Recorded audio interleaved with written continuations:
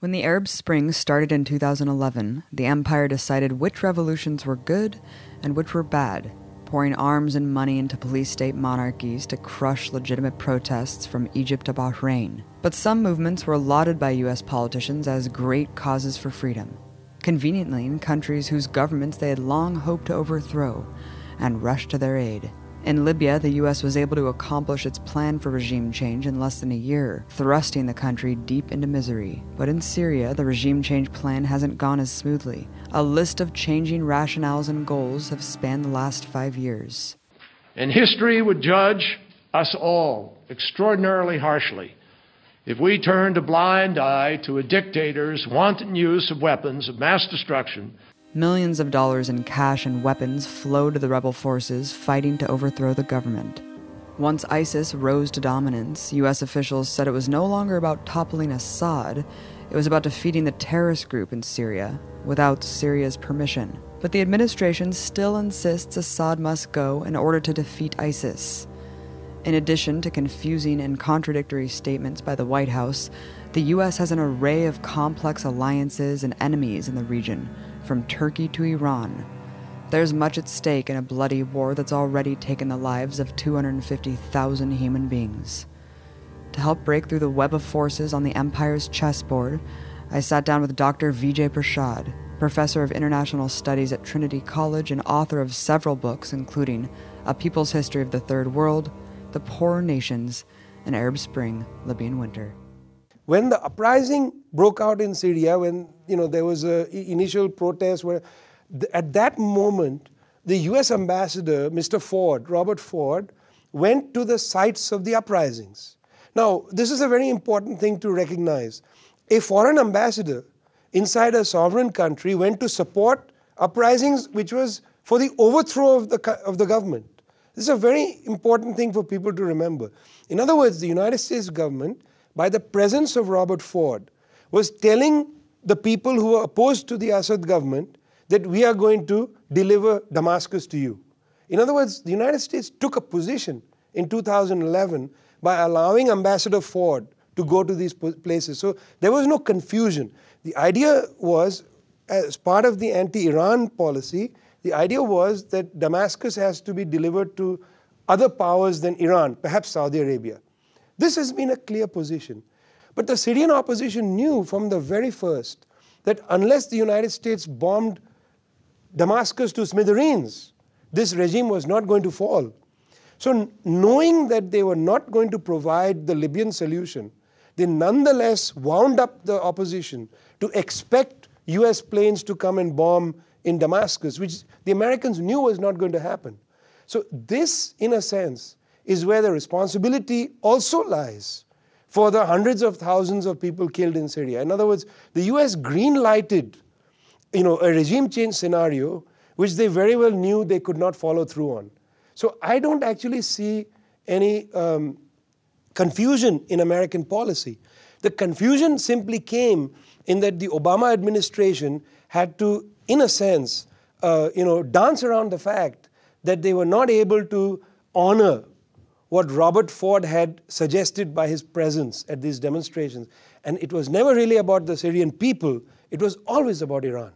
And it's not just the Pentagon, it's figures within the anti-war movement, the left, actually making a main pillar of the demand for Assad to step down.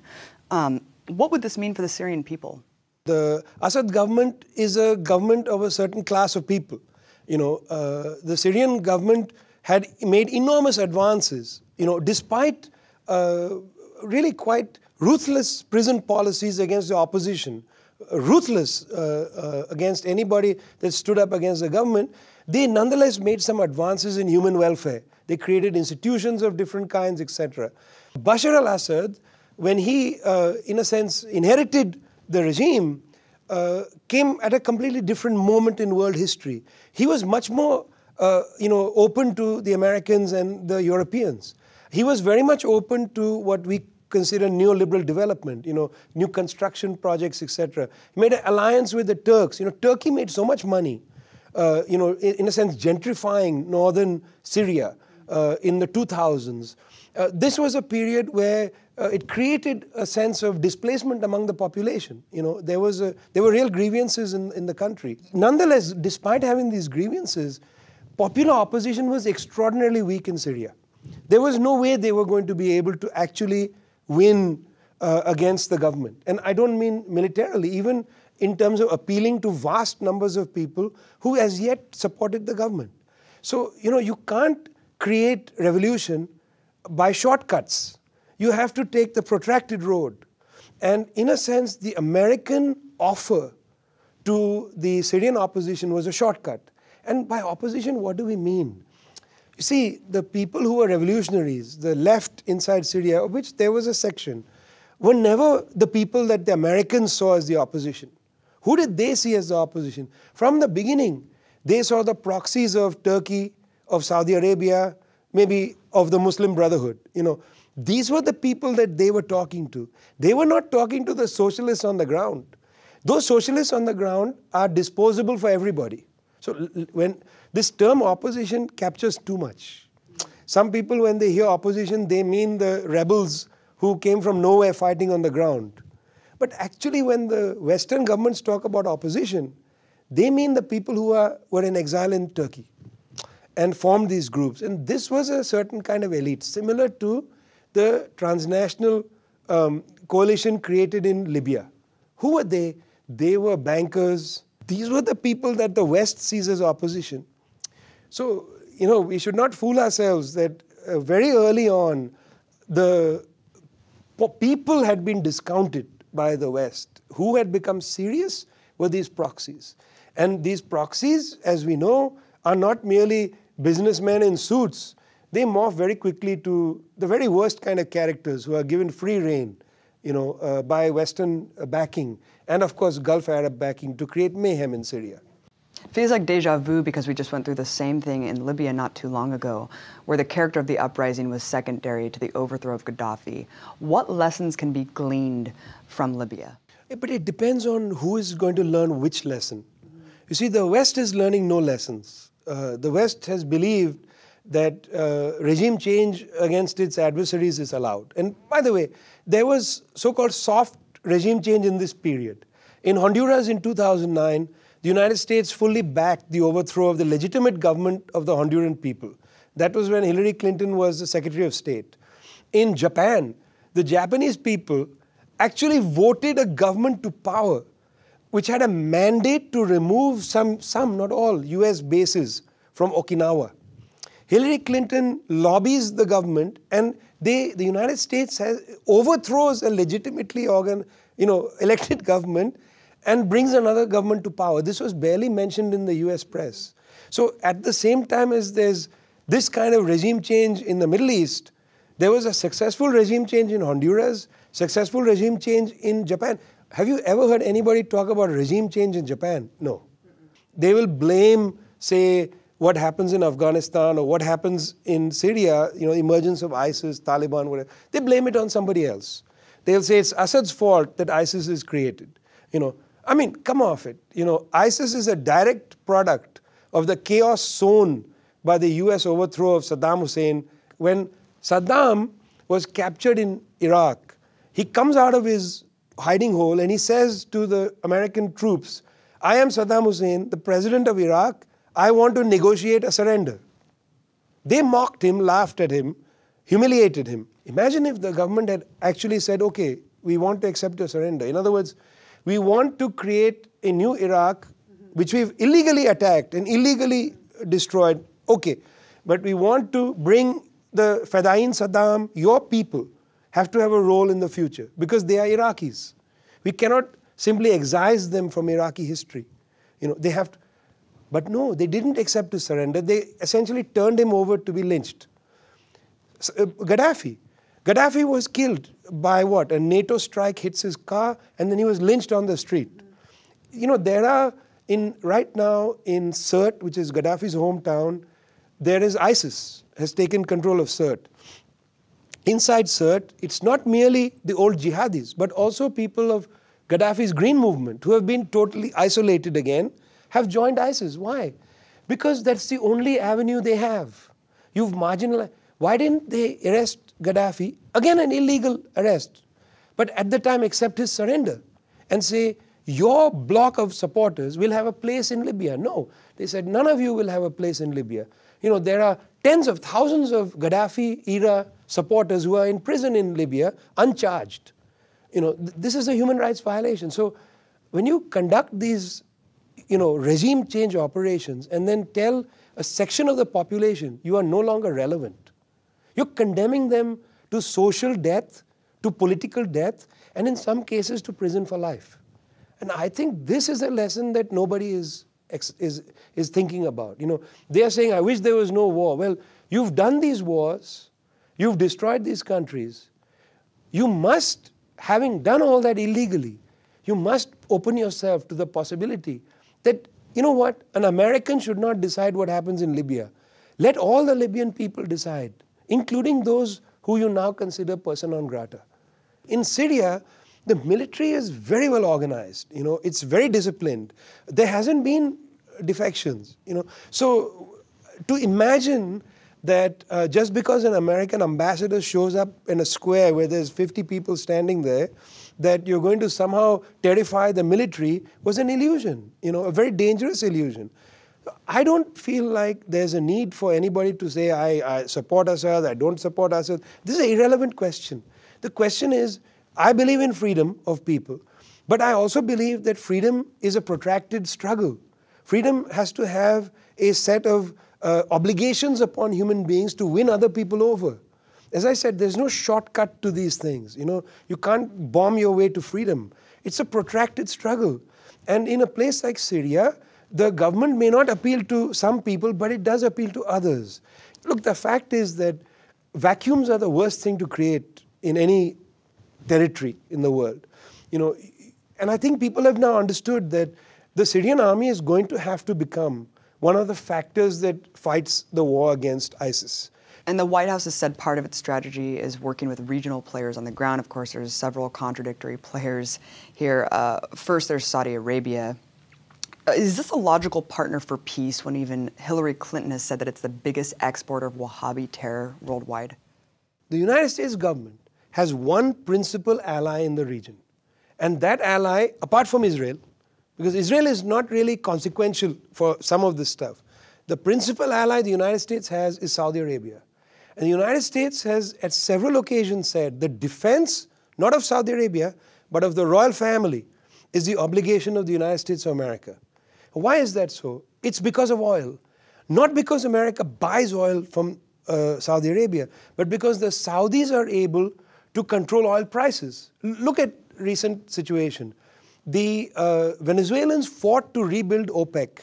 They won new unity in OPEC. They raised prices of oil. In raising prices of oil, they were able to collect money and do it for regional transformation, to provide money to lesser countries with no resources, to build up the capacity of their countries, etc. Saudi Arabia jacked up oil production, brought down the price of oil deliberately, and did what? Brought to the knees the adversaries of the United States. Who were they? They were Venezuela, they were Russia, they were to some extent, but not entirely, Brazil, and eventually China. As all these countries went into free fall, the strategy that the Chinese were building up. So the oil, the gas station of Saudi Arabia is a weapon against forces around the planet. So if there's one thing the United States people of the United States need to consider, is this, unbending alliance with a theocracy that is not only brutal to its population, but is providing the material for counter-revolution around the planet. Saudi Arabia understands its region entirely through sectarian eyes. It sees the struggle in Yemen as a struggle of Shia versus Sunni, which the Yemeni people don't see exactly, like that. It sees Syria as a Sunni-Shia thing. In Syria, it's much more complicated than Shia and Sunni per se. So they have a sectarian viewpoint. Since the 1960s, backed by the Americans, they have pushed this sectarian view on the world, not merely this region. If I asked you, Abby, let's make a map of where Al-Qaeda recruits from. One of the stunning things you'll discover is from the 1960s, the Saudi-backed group called the World Muslim League, the WML, was funding groups in these exact places because Saudis were funding this from the 60s. They opposed Arab nationalism. This was their game. So this is the major American ally. There's a terrific WikiLeaks cable from 2005, again from Syria, where the Syrian political officer of the US embassy says, we have to back the Saudi game of increasing Shia-Sunni tension. Imagine this. This is a serious problem. And I think now sober Western governments, not necessarily the United States, have understood that this has gone out of hand. And something needs to be done to rein back this mad dog approach, to domination in that region. And let's expose another regional player, Turkey. How has Turkey made it possible for ISIS to thrive? They kept the border open. When Obama in August 2014 said ISIS is a threat to the world, to the United States, etc., they could have invoked the NATO Charter.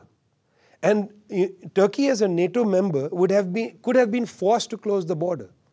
But the United States didn't invoke the NATO Charter. So the border has remained porous. And so ISIS, since August 2014, has continued to get recruits coming in.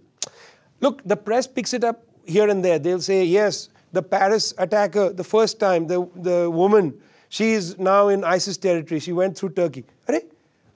How did she go through Turkey? She landed in Istanbul airport, flew to Suruk, to Gaziantep, drove across the border. Are you kidding? Turkey is a sovereign country. How can? The border is porous. So Turkey has played a game which has set it in a destructive direction, where in order to deflate the Kurdish balloon, it has gone to war against the Kurds. Not only the Kurds inside Turkey, they are bombing cities in Kurdistan in Turkey, but they are also bombing PKK and YPG bases in Iraq, where these people are training to fight against ISIS. You understand now, if you are an American strategic planner, you are using Incirlik base inside Turkey to bomb ISIS. Meanwhile, you're providing ground support to the Kurdish militias. Meanwhile, your ally, the Turkish Air Force, is bombing the Kurds. Now, what is going on here? And why should people like you and I explain this? This is not for us to explain. This is a question that the United States State Department needs to explain, and the Kurdish Foreign Ministry needs to explain. Can you provide any more context to why Turkey has this war against the Kurds? The point about the Middle East, or any part of the world, is they are complex cultural ecologies. If you travel in northern Iraq, for instance, the landscape is craggy and hilly and mountainous in such a way that from one valley to the next you have language that can be slightly different, religious traditions that differ. There's great diversity in the Middle East. It's incredible. These people all lived in various forms of fellowship for a long time. I'm not going to romanticize it. As I said, various forms. There were tensions, whatever. Large Armenian population, etc. After the First World War, the Turkish government took a very hard Republican Turkish nationalist view, led by Kemal Atatürk, the father of the Turks. They took a Turkish nationalist position which made very little space for minorities. And in this, of course, is the killings of the Armenians, the genocide of the Armenians. But also in this was the role of the Kurds. Kurds were told, you are like us, not like the Christians. They tried to make it about religion initially. But it was never really about religion. The attack on the Armenians was not about religion, it was about difference. Are you going to be like us? Are you going to assimilate fully or not? It was very much an assimilative nationalism. And the Kurds, therefore, were told, you have to assimilate to become Turks. There's no such thing as a Kurd. That's a very ruthless form of nationalism. And that's been the history of modern Turkish nationalism. It has had to grapple with this very virulent strain in its nationalism, which doesn't have space for minorities.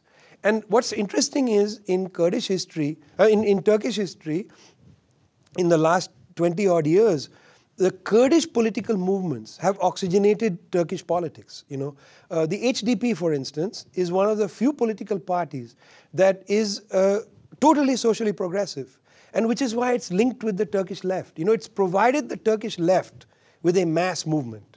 In other words, the Kurdish nationalist movement, which surrendered its nationalism in 1993. They decided in 93 no longer to call for an independent Kurdistan, but to have rights within Turkey.